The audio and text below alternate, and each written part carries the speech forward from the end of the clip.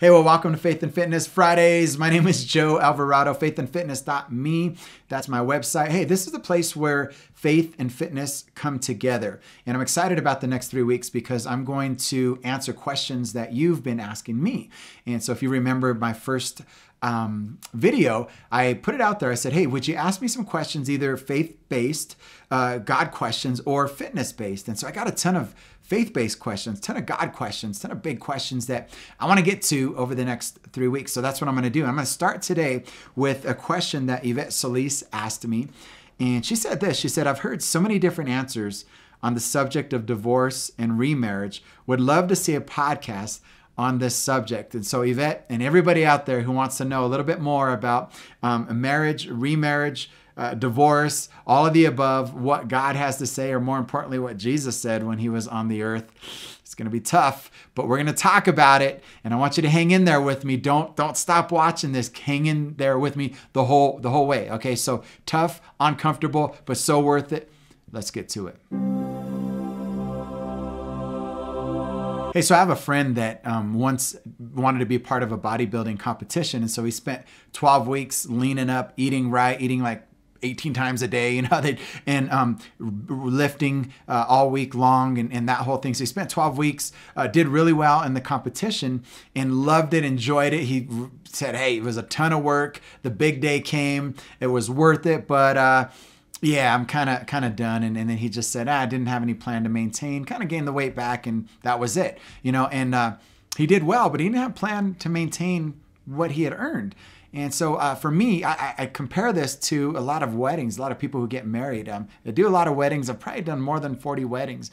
And many people enter into marriage that way. They plan for the big day. There's a ton of money spent, ton of planning, ton of things going into it. They get to the big day and they're like, yes, we're married. And then they have no plan to maintain that marriage. And then that's where things start to go wrong. And then the big D word comes up, divorce, and then things, we grew apart and all this stuff happens. Well, Jesus, he talked a lot about marriage. In fact, when he did talk about marriage, it was kind of shocking. And you're about to hear what Jesus said. And to be quite honest, I would rather have Jesus himself say this before me, because you might feel guilty. You might feel offended. You might say, I didn't even know he had anything to say about that. But I want you to hang in there with me because it's tough. It's tough to hear. And even here's a clue as to how tough it is. After he got done talking about what marriage and divorce and remarriage is all about, his disciples said, if that's the case, it's probably better not to get married. And so, yeah, that's how much he had to say about marriage. So before I go into what he had to say about marriage, I just want to tell you real quick what marriage is and what the whole deal is. The first thing is this: God created marriage. And so you read about that way at the beginning of Genesis where God made them male and female. In fact, I use a lot of those scriptures in weddings that I do. I love what Timothy Keller says about marriage. And he basically says that it's more than just a piece of paper. And so if you're listening to this, you're not sure about God and his position, and you do think, man, it's just a piece of paper, I don't need to get married. Let me just clarify just a little bit, because it is more than just a piece of paper. Timothy Keller says that it's consumer versus covenant relationship. And a consumer relationship is kind of when you're dating and you're not married. And consumer relationship is kind of like I'm putting my best foot forward. The consumer relationship is kind of like the relationship you have with your grocery store. Like, I'm going to go there and I'm going to buy from you, and I'm going to consume, and as long as you give me the best deal. But if you're not giving me the best deal and somebody across the street has a better deal, I'm probably going to go over there because I'm going to save money. It's going to be better for me. And so consumer relationships, when you're not married, you're kind of putting your best foot forward all the time because they can walk out because you're not kind of official, right? And so there's instability in consumer relationship. You kind of never know where you stand. But in a marriage, it's a covenant. And a covenant relationship is so much different, because a covenant is kind of like if you have children, you're listening to this, you have children, you can't give them back, right? They're your kids. You have a covenant with your kids. They'll always be yours. And so when you enter into a covenant marriage, that's how God views it. Like, it's permanent. It's forever. It's until death do us part. And so as you think about marriage, and as we continue this conversation, that's the way God views marriage, as a permanent covenant. So the second thing you need to know about marriage, that God hates divorce. He doesn't like divorce. It makes a huge mess. I mean, I think we all know that. I think that if you go through a marriage, your family's affected, your friends are affected. And even in a world of social media, I mean, even that gets a little messy, because who do I stay friends with, and who's requesting me? And they're like, well, who's that? And well, that's, we used to hang out with them, my ex and I, and I don't know why they're requesting. It gets messy. It gets ugly. And so God does not, he doesn't like divorce. So Jesus is asked this question by the religious leaders known as the Pharisees about divorce. And so he asks them, they say this in Matthew chapter 19, verses 3 through 10. So hang with me here. I'm going to read you a few scriptures and kind of explain along the way what's going on in it.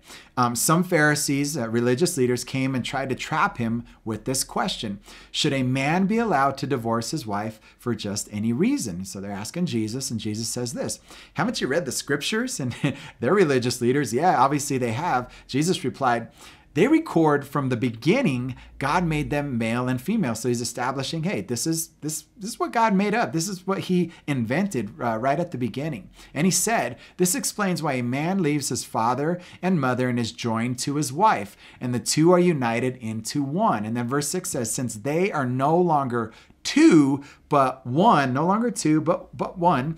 Let no one split apart what God is joined together. In fact, I read that scripture every time I do a marriage. Let nobody separate the union that's happening today. And I sound all priestly and spiritual and pastory when I do it with the suit. You got to see me. It's kind of cool. Verse 7, then why did Moses, they're asking him, then why did Moses say in the law that a man could give his wife a written notice of divorce and send it to her, send her away? They asked. And so Jesus replied, Moses, and this is Old Testament, they're one of the fathers of the faith, Moses permitted divorce only as a concession to your hard hearts, but it was not what God had originally intended.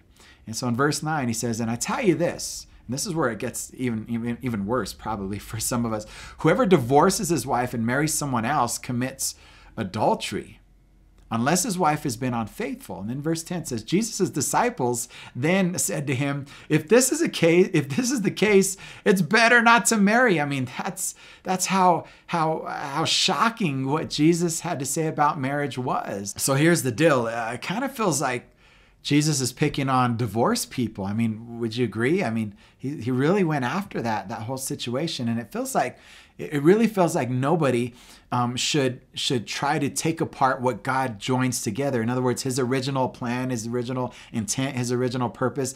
Nobody should try to pull that apart. That's what he's saying. And before you tune me out, he was explaining again how it should have been. And so I know maybe some of you feel a little guilty, or you feel like, man, what have I got myself into? Keep in mind, that Jesus, the same Jesus that said no one should on one what God won, what he put together, he also defended the woman who committed adultery.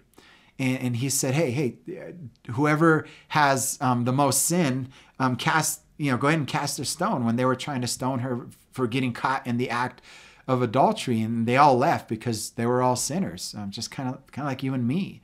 But he did tell her, don't keep doing it. He defended her, but he said, don't continue to do that. And the same Jesus is the same Jesus, that the one that you feel like is kind of picking on you if you're divorced and remarried and all that. This is the same Jesus, though, that, keep in mind, that forgave the thief on the cross when he was dying for us. He looked over at him and he said, hey, remember me in paradise when you go to heaven. And Jesus said, I will remember you. You're going to be with me when I go to heaven. He forgave him, and the guy didn't even live a day in his life for Jesus, but he called out to him And he forgave him. This is the same Jesus that says all this strong things about marriage, which are true, and we should follow to the best of our ability. This is the same Jesus that when we look back into the Old Testament, and he talks about King David, and he talks about the rule. King David had an adulterous relationship with Bathsheba, and out of that came Solomon. And that should have never happened, but Solomon was actually really used by God. And so he took this ugly mess and made something beautiful out of it. And so you might be asking yourself, okay, so I'm divorced, I'm remarried, or I'm just divorced, and it wasn't because they were unfaithful, and it was just because we grew apart. It was just because I didn't love him anymore, whatever. Where do I stand with the church then? Well, for one, you could stand in line with the rest of us adulterers that have messed that up and gotten it wrong and all that. But no, honestly though, you can take a deep breath. Here's what I want you to do. I want you to really honestly do three things. I want you to take a deep breath and just accept what Jesus said. That's a great start to say, you know what? I'm not going to try to run around what he said. I'm not going to try to explain it away. I'm not going to try to justify my actions. I was told not to get remarried. I was told to never get a divorce. I was told that to just try to work it out. I didn't. I wanted to do my own thing. But I accept God. I'm going to take a deep breath and accept, Jesus, what you said, that's the way it should have been. And for me, I didn't listen. The second thing I want you to do is just kind of confess that to him. Just say, you know, God, I'm sorry. I'm sorry for that. I'm sorry that I didn't know at the time, or maybe I did know and I just didn't listen. Maybe because for some of us, we were told, don't marry them. Don't get back into that. Don't go back to that, or don't go. We were told, but our stubbornness, and myself included, I've been stubborn in so many areas of my life. We did it anyway. And so the second thing you could do is just confess to God. Maybe you're with your spouse, your second marriage, and you could say, you know what? Let's ask God. Let's just confess that, hey, maybe we started out, we were dating before we were even divorced. And man, that wasn't a great way to start. And then the third thing you can do is just ask for grace on your current marriage. You could just say, hey, God, man, there's a lot of things I wish I knew, a lot of things that I would have done over again. But would you have grace, kind of like you did with the guy on the cross, the thief on the cross that asked for it, kind of like you did with the woman who was caught in the act of adultery? Would you have grace on me, kind of like you did way back in the Old Testament with David and Bathsheba? And even though that shouldn't have happened, you still made something beautiful out of it. Would you have grace on our marriage? And God acknowledges your current marriage. It is a real marriage. It is binding. This isn't an escape to say, oh, I'm going to go back, or I'm going to divorce you because I shouldn't have been remarried anyway. No, it's not. God views your current marriage and your current situation as very real. And he loves you, and he has grace for you and in you and for your marriage.